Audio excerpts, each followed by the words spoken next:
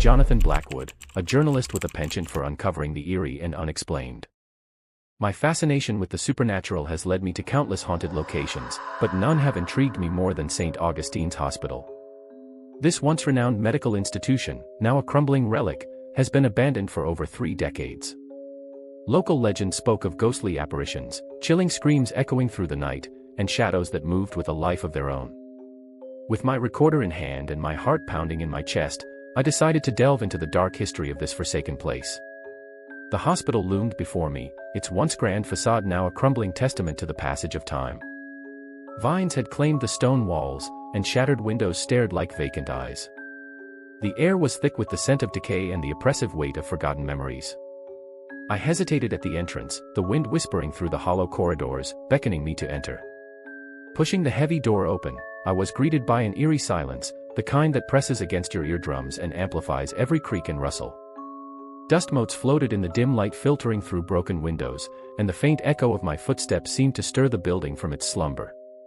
As I ventured deeper into the hospital, my flashlight beam cutting through the darkness, I felt an inexplicable chill. Turning a corner, I found myself in a long hallway lined with patient rooms. A sudden flicker of movement caught my eye, a shadow darting into one of the rooms. My heart raced as I approached, the door creaking ominously as I pushed it open. Inside, the room was empty save for an old hospital bed and a weathered nightstand. On the nightstand lay an antique locket, its clasp broken. As I reached out to touch it, the temperature plummeted, and a cold hand seemed to brush against my arm. I recoiled, the locket tumbling to the floor, its soft clink echoing unnaturally loud. I quickly left the room, feeling an invisible presence trailing behind me. Determined to uncover the secrets of St. Augustine's, I continued my exploration. In the hospital's archives, I discovered an old leather-bound journal, its pages yellowed with age. It belonged to Dr. Eliza Hargrove, a former resident physician who had vanished under mysterious circumstances. Dr. Hargrove's entries spoke of experimental treatments and strange occurrences, patients who disappeared without a trace, eerie figures seen roaming the halls at night, and the relentless feeling of being watched. Her final entry was particularly disturbing, hinting at a malevolent presence that had taken hold of the hospital. She wrote about her growing fear, documenting her last days in the hospital as a relentless battle against an unseen force. The more I read, the more the hospital seemed to come alive around me. Whispers filled the air, and phantom hands tugged at my clothing. Shadows twisted and contorted, taking on ghastly forms. One night, as I lay trying to sleep in one of the less decrepit rooms, I was awakened by the sound of footsteps approaching. The door creaked open, and a figure stood silhouetted against the dim light. It was a nurse, her uniform stained with blood, her eyes hollow and lifeless. She mouthed words I couldn't hear, and then she vanished, leaving only the echo of her presence. Desperation clawed at my mind as I tried to make sense of the increasingly violent phenomena. Objects would move on their own, doors would slam shut behind me, and ghostly figures would appear, only to vanish when I approached. I found myself caught in a web of terror, the hospital's malevolence growing stronger with each passing hour. The final night was the worst. I was in the basement, where the most deranged and dangerous patients had once been kept. The air was thick with a palpable sense of dread, and the walls seemed to close in around me. Suddenly, a cacophony of voices erupted, screaming in agony. From the darkness, a grotesque figure emerged, a twisted amalgamation of the tormented souls trapped within the hospital. It lunged at me, its cold, clammy hands wrapping around my throat. I struggled, gasping for breath, the world fading to black. In a desperate act of survival, I remembered the locket. Fumbling with it in my pocket, I held it up, the metal glinting faintly in the darkness. The entity recoiled, its grip loosening. I broke free, stumbling towards the exit, the screams of the damned echoing behind me. When I awoke, I was outside the hospital, the first rays of dawn breaking through the mist. My recorder lay beside me, still running. I listened to the playback, my blood turning to ice as I heard the voices and the struggle. Shaken but alive, I knew I had to share my story. The hospital had tried to claim me, just as it had so many others. But I had escaped, bearing the scars of my encounter with the supernatural. I never returned to St. Augustine's, but the memory of that night haunts me still. The spirits of the forsaken hospital had revealed their torment, and I had borne witness to their agony. Some stories are better left untold, but as a journalist, it is my duty to bring the truth to light, no matter how dark it may be. My name is Robert Thorne, a writer of dark fiction whose pursuit of macabre inspirations has taken me to the most haunted places in the world. It was during one of these quests that I heard whispers of Mercy Hill Asylum, an abandoned hospital on the outskirts of a forgotten town. The stories surrounding it were more than just ghost tales. They spoke of a creature that roamed its deserted halls, born from the dark rituals of doctors who had lost their way. Driven by an insatiable curiosity and the promise of a story that could be my magnum opus, I set out to explore the forsaken asylum. The journey to Mercy Hill was shrouded in an eerie tranquility. The road wound through dense forests, their shadows stretching long and foreboding as the sun dipped below the horizon. As I drove, I recalled the research I had done. Mercy Hill had once been a state-of-the-art facility, renowned for its groundbreaking treatments. But its reputation had crumbled when whispers of unethical experiments and disappearances began to circulate. The final straw was the sudden and unexplained death of the head physician, Dr. Nathaniel Graves, which led to the hospital's abrupt closure. Arriving in the nearby town, I felt the weight of silence. The locals were tight-lipped about the asylum, their eyes filled with unspoken fear when I mentioned my destination. It only fueled my determination. I had to uncover the truth behind the legends. With my equipment packed and my heart steeled, I made my way to Mercy Hill, ready to face whatever horrors awaited me. The asylum stood like a monolith against the twilight sky, its silhouette jagged and imposing. Vines and moss had claimed the exterior, crawling up the weathered stone walls and over the barred windows. The main entrance, a set of heavy oak doors, hung slightly ajar, inviting yet menacing. As I approached, the air grew colder, the silence thick and oppressive. My footsteps echoed in the stillness, each one a reminder of the isolation I was about to embrace. Before I could enter, a voice called out to me. I turned to see an old man, his face lined with age and concern. "You don't want to go in there," he warned, his voice a gravelly whisper. "Bad things happened in that place. Evil things." He spoke of the hospital's dark past, of doctors who had turned to dark arts, performing unspeakable rituals in secret. "They opened a door to something that should never have been let through," he added, his eyes wide with remembered terror. Despite his warnings, I pressed on, my curiosity outweighing my fear. Pushing open the heavy doors, I stepped into the foyer, the smell of mold and decay assaulting my senses. The interior was a labyrinth of dark hallways and empty rooms, each one a snapshot of the past, frozen in time. I could almost hear the faint echoes of the patients, their voices overlapping in a ghostly chorus. The deeper I ventured, the more palpable the sense of dread became. It was as if the building itself was alive, watching and waiting. The first room I entered was a waiting area, its furniture covered in dust and cobwebs. Broken glass crunched underfoot as I moved through, the flashlight casting long shadows that danced on the peeling wallpaper. Old medical charts and patient files lay scattered on the floor, their pages yellowed and brittle. Among them, I found a map of the hospital, marking out different wings and wards. One section, marked in red, caught my attention, restricted area. Following the map, I navigated the winding corridors, each turn revealing more signs of abandonment. Wheelchairs sat rusting in corners, and gurneys lay overturned. The silence was occasionally broken by the sound of dripping water or the distant skittering of rats. As I neared the restricted area, the air grew heavier, the sense of foreboding almost tangible. The doors to this section were chained and padlocked, a clear sign that someone had tried to keep whatever was inside from getting out. Using a bolt cutter I had brought, I snapped the chains and pushed the doors open. The corridor beyond was darker, the walls lined with strange symbols and markings. Candles, long extinguished, stood in niches, their wax melted into grotesque shapes. It was clear that this wing had been the site of rituals, the air thick with the residue of dark magic. At the far end of the corridor, a large, iron-bound door loomed, its surface etched with runes and sigils. Taking a deep breath, I turned the handle and stepped inside. The room was a macabre tableau. In the center stood an altar, stained with the dark remnants of sacrificial rites. Surrounding it were medical instruments twisted into tools of torture, their metal surfaces gleaming dully in the flashlight's beam. Shelves lined the walls, filled with ancient tomes and grimoires, their pages filled with incomprehensible text and illustrations of dark rituals. On a nearby table, I found a journal, its leather cover cracked and worn. It belonged to Dr. Graves. Flipping through the journal, I uncovered the horrifying truth. Dr. Graves and a group of like-minded physicians had delved into the occult, performing rituals to harness dark powers. They believed that by sacrificing patients, they could open a portal to another realm and gain control over supernatural forces. The journal detailed their experiments, the patients they had drugged and sacrificed, and the gradual unraveling of their sanity. The final entry spoke of the portal they had opened, and the creature that had emerged, a being of pure malevolence that defied description. As I read, the temperature in the room plummeted. My breath misted in the air, and an oppressive presence filled the space. I felt eyes upon me, and the shadows seemed to move with a will of their own. The creature was real, and it was still here, lurking in the darkness. The journal fell from my hands as a low growl echoed through the room, the sound reverberating in my bones. The growl grew louder, more menacing, as I backed away from the altar. The shadows coalesced into a form, a hulking figure with glowing red eyes and claws that scraped against the floor.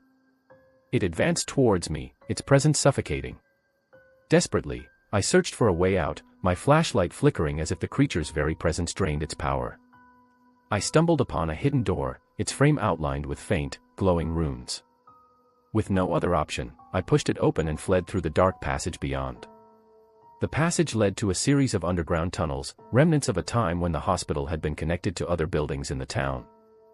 The air was damp and cold, and the walls were slick with moisture. As I navigated the labyrinth, I could hear the creature's footsteps echoing behind me, relentless in its pursuit. Strange phenomena plagued my journey, ghostly whispers, flickering lights, and the feeling of invisible hands grasping at me. In the depths of the tunnels, I discovered a large chamber. At its center was a swirling vortex, the portal Dr. Graves had written about. Its energy crackled and pulsed, casting an eerie light that illuminated the room. I knew I had to close it, to sever the connection between our world and the realm of the creature. But as I approached, the creature lunged from the shadows, its claws tearing into my flesh. The creature's full appearance was a nightmare made flesh. Its body was a twisted amalgamation of human and beast, with sinewy limbs and a face contorted into a permanent snarl. It towered over me, its eyes burning with malevolent intelligence. As it attacked, I fought back with every ounce of strength I had, using anything I could find as a weapon. The struggle was brutal, the creature's claws raking across my skin, leaving deep, burning wounds. In a desperate bid, I grabbed a heavy, iron candlestick and swung it with all my might. The creature staggered, and I seized the moment to rush towards the portal. Remembering a passage from one of the grimoires, I began to chant the incantation to close the portal. The words felt foreign and powerful on my tongue, the air vibrating with their resonance. The portal reacted, its energy becoming chaotic and unstable. The creature roared in fury, lunging at me one final time. With a last, desperate effort, I completed the chant. The portal imploded, a blinding flash of light engulfing the room. The creature was pulled towards the vortex, its form disintegrating into shadows that were swallowed by the collapsing portal. The energy in the chamber crackled violently, and I was thrown against the wall by the force of the implosion. My vision blurred, and for a moment, I was engulfed in darkness. When I regained consciousness, the chamber was silent, the oppressive presence gone. The portal had sealed, leaving only a faint scar on the ground where it once pulsed with malevolent energy. I was battered and bruised, my body aching from the struggle, but I was alive. The air felt lighter, as if a great weight had been lifted. The creature was no more, banished back to whatever hellish realm it had come from. I staggered to my feet, my breath coming in ragged gasps. The hospital seemed to sigh in relief around me, the dark magic that had poisoned it for so long dissipating. Using the walls for support, I made my way back through the tunnels, each step a painful reminder of the battle I had survived. The way out seemed longer, the passages twisting and turning in my disoriented state. But I pressed on, driven by the need to escape the asylum and the horrors it contained. Emerging into the dim light of dawn, I found myself outside the main entrance of Mercy Hill Asylum. The old oak doors were closed, and the building stood silent, its secrets buried once more. The cold morning air was a stark contrast to the oppressive atmosphere inside, and I breathed it in deeply, savoring the sense of freedom. I retrieved my equipment from where I had left it, the recorder still running. Listening to the playback, I heard the sounds of the struggle, the creature's growls, and my frantic chanting. It was all the proof I needed that what I had experienced was real. As I walked back to my car, I reflected on the events of the night. The horrors of Mercy Hill were more than just ghost stories, they were a testament to the darkness that can consume even the most rational of minds. Once back in the safety of my vehicle, I looked back at the asylum one last time. It stood as a reminder of the thin veil between our world and the unknown, a place where evil had once found a foothold. I knew that my story would be more than just a tale of terror, it would be a warning of the dangers of delving too deeply into forbidden knowledge.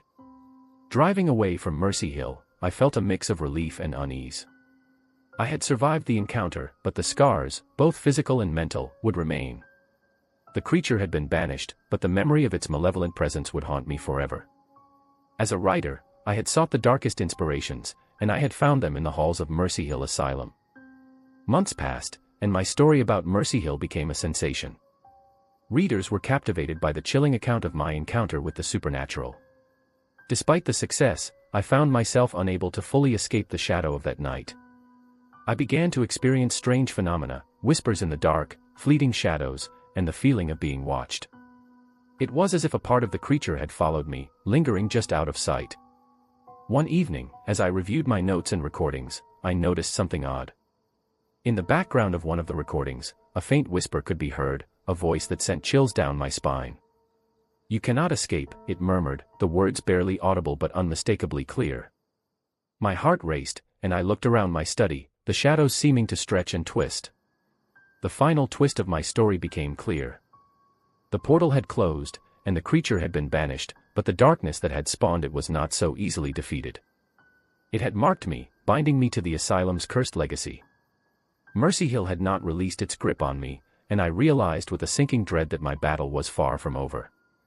The creature's influence lingered, a dark shadow over my life, waiting for the moment when it could once again emerge from the depths of the unknown.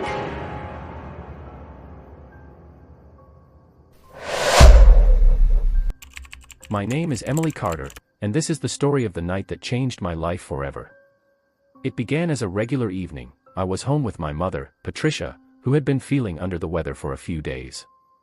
Her condition suddenly worsened, and I knew I had to get her to the hospital immediately. Little did I know, the place we were about to enter was shrouded in darkness and secrets. We arrived at St. Mary's Hospital just as the clock struck midnight. The hospital stood ominously against the night sky, its silhouette casting eerie shadows. The emergency room entrance was dimly lit, the fluorescent lights flickering intermittently. I helped my mother inside, her weak frame leaning heavily on my shoulder. The waiting area was almost empty, save for a few tired faces and a nurse who seemed preoccupied with her paperwork. I checked my mother in at the reception desk, the nurse barely glancing up as she took our information. She directed us to the waiting area with a detached indifference that sent a chill down my spine. We settled into the uncomfortable plastic chairs, the cold, sterile environment doing little to ease my growing unease. As we waited, I noticed the atmosphere in the hospital was strangely oppressive. The air felt thick, and an unnatural silence hung over the room. Occasionally, I would hear faint whispers, but when I turned to look, there was no one there. My mother had fallen into a restless sleep, her breathing shallow and labored. The lights began to flicker more frequently, casting bizarre shadows that seemed to move on their own. I saw a doctor walk past, his eyes vacant and his steps mechanical. He disappeared down a corridor, but when I glanced at the clock, I realized he hadn't made a sound. It was as if he was gliding rather than walking. Feeling increasingly uneasy, I decided to explore the hospital, hoping to find someone who could provide more information about my mother's condition. As I wandered through the labyrinthine halls, I couldn't shake the feeling of being watched. The further I ventured, the darker the corridors became. The hospital's interior was a maze of deserted corridors and abandoned rooms. Doors creaked open on their own, and I heard the distant sound of crying echoing through the halls. In one room, I saw a patient in a hospital gown staring blankly at the wall. When I approached, they turned to me, their eyes hollow and black. I recoiled in horror and fled, my heart pounding in my chest. As I hurried back towards the waiting area, I noticed a door slightly ajar with a faint, eerie light emanating from within. Curiosity overcame my fear, and I pushed the door open. Inside, I found an old operating room, long out of use.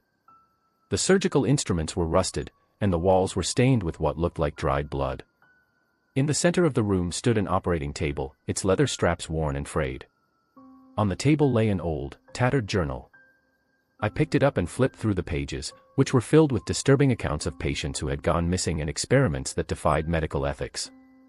The last entry detailed a ritual performed by the hospital staff to open a portal to the afterlife, hoping to communicate with the dead. It warned that the portal had never been properly closed. As I read, the temperature in the room dropped sharply. My breath became visible in the freezing air, and I felt a presence behind me. Turning slowly, I saw a figure standing in the doorway, a ghostly apparition of a doctor, his eyes glowing with an unnatural light.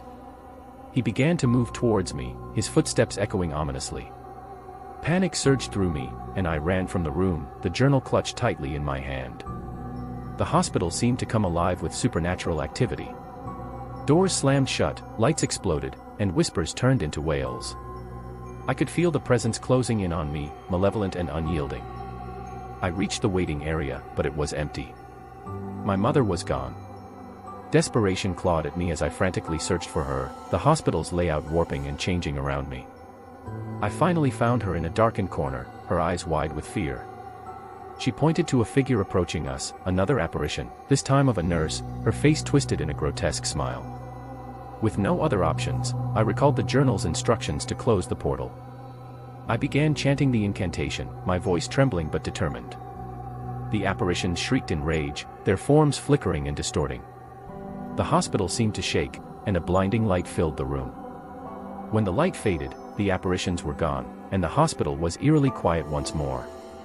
My mother and I were alone in the waiting area, the oppressive atmosphere lifted.